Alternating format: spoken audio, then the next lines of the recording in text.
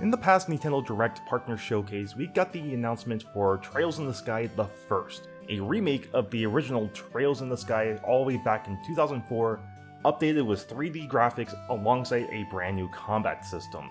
And there's a lot of questions I have in regards to this remake, and some impressions I have just based on first looks, and we're going to go through all of that today. But of course, before we dive right in, make sure you go on and hit that subscribe button. It's free, you might as well do it, and I really do appreciate it. So of course, for anyone who's not in the know, Trails in the Sky is the first game in the Trails series, and Falcom for a while since this past year has been contemplating the idea of remastering or remaking the original trilogy of Trails in the Sky games for a brand new audience, because the first three games are a little bit in a rights limbo in the sense where the right holders for the North American release and European release is owned by XSEED Games, and XSEED just doesn't want to give up on that license.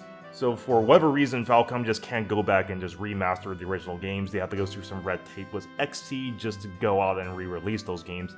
I'm not entirely sure exactly what's going on behind the scenes, but that's kind of just my knowledge in regards to the Trails in the Sky games, where they can't really go out and release the original games because it's just a hard time to deal with XSEED Games. So might as well just go out and remake it. But the even stranger thing about that is just based on the press release they've given for the European version of the Nintendo Direct Partner Showcase, it actually shows some screenshots with some dialogue, and it seems like they're utilizing the XSEED script for this release right here, and I'm not entirely sure what's going on with that right there as well.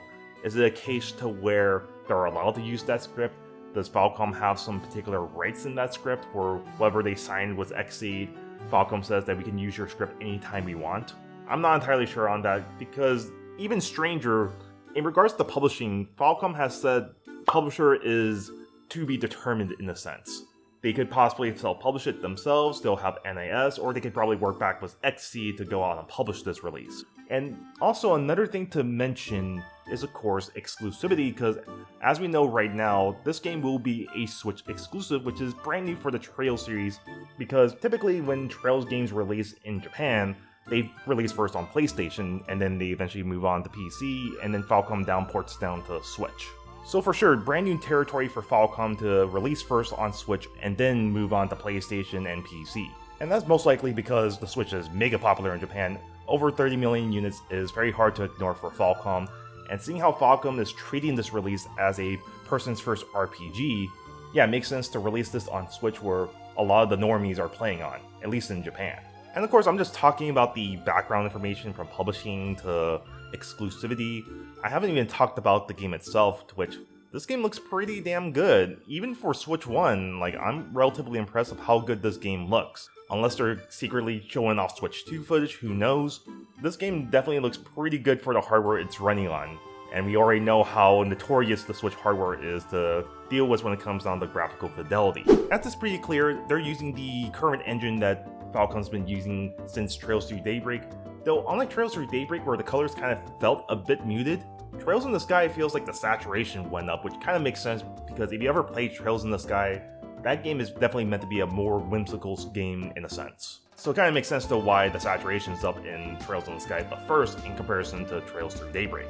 And the combat system, from what I can tell, is utilizing the same combat system from Trails Through Daybreak, though specifically the turn-based combat, because if you guys never played Trails Through Daybreak, it's hybrid between an action RPG and a turn-based RPG, though for the most part you can play through the game completely turn-based. While in the case in Trails in the Sky, it's completely turn-based, which does make sense in a story kind of way, because in Trails in the Sky, they don't have the same systems and Arxis stuff in comparison to Calvard, so hence why they have to do everything in the turn-based style.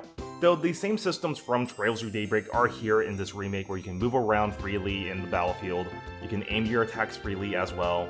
It gives you a lot of versatility in comparison to the original Sky game. And aside from that, in terms of what we've seen so far from the trailers, we only really seen Roland and the locations surrounding that area. It mostly just covers the first chapter or the prologue, and we do see some characters like Sherazard, Joshua, Estelle. We don't see Cassius or any of the other characters, but that is indeed the one thing I'm excited for, to see characters that we've never seen modeled in 3D from the Cold Steel games to Daybreak or what have you, finally being modeled in 3D for once. Characters like Annalise, the news reporter, the Queen of Grancel, Lo. I'm definitely excited to see them all modeled in 3D. And it's kind of crazy how this game is coming out next year in 2025, because once again, this is going to be a competition between this game and Dragon Quest 1 and 2 HD 2D Remake. This year was Trails Through Daybreak and Dragon Quest 3 HD 2D Remake, which the latter hasn't come out yet. And next year is going to be the same thing, Trails in the Sky the First versus Dragon Quest Part 1 and 2. It's going to be fun, I have to say. But anyways, that's all I have for today's video. Nonetheless, I'm very excited to see this remake in action. Can't wait to have it in my hands. I'll probably buy it on Switch first and then buy it on PC later down the line, as this is a franchise I got into very recently, since late 2023, and I definitely enjoyed my time playing Trails in the Sky, then the second, then all the way up until Trails Through Daybreak just recently. And it's definitely grown to be one of my favorite JRPG franchises out there. If you guys haven't given it a try yet, I definitely would say wait until 2025 to pick up Trails in the Sky the first. But aside from that, don't forget to leave this video a like and subscribe as well, and you want to see more videos, do check out these videos right here. I personally think you'll enjoy them. See you guys on the next one. Take care.